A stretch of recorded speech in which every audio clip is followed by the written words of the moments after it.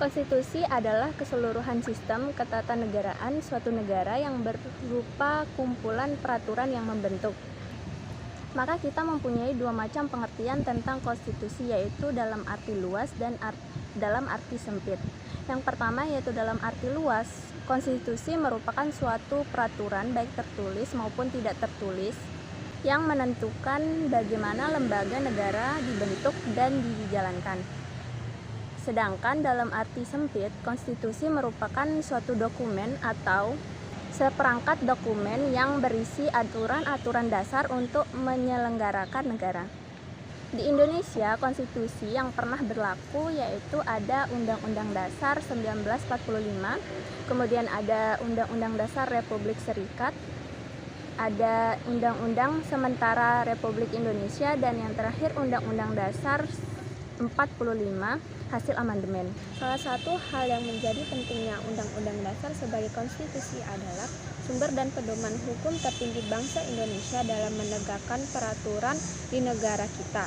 Undang-undang sudah mendarah daging dan melekat erat dengan negara kita karena adanya peraturan yang ditegakkan bagi setiap orang yang melanggar hukum.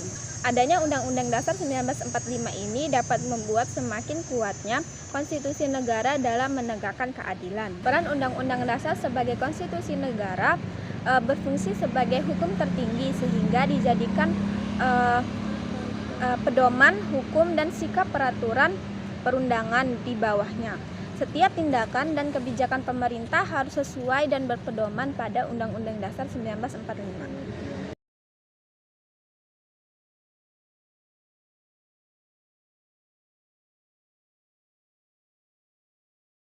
Tuntutan untuk mengamandemen Undang-Undang Dasar Negara Republik Indonesia tahun 1945. Adanya tuntutan tersebut didasarkan pada pandangan bahwa Undang-Undang Dasar 1945 belum cukup memuat landasan bagi kehidupan yang demokratis, pemberdayaan rakyat, dan penghormatan HAM.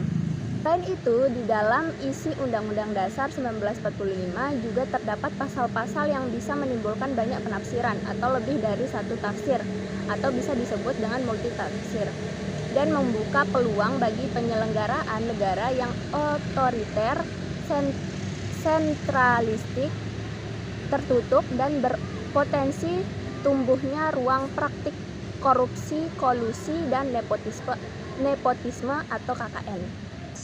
Dalam perkembangannya, tuntutan perubahan Undang-Undang Dasar Negara Republik Indonesia 1945 menjadi kebutuhan bersama bangsa Indonesia.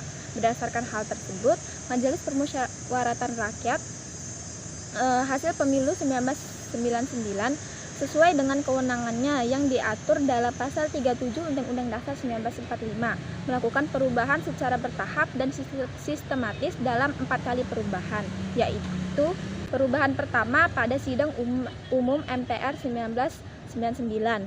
Yang kedua, perubahan kedua yaitu pada Sidang Tahunan MPR 2000. Yang ketiga, perubahan ketiga pada Sidang Tahunan MPR 2001, dan yang terakhir perubahan keempat pada Sidang Tahunan MPR tahun 2002.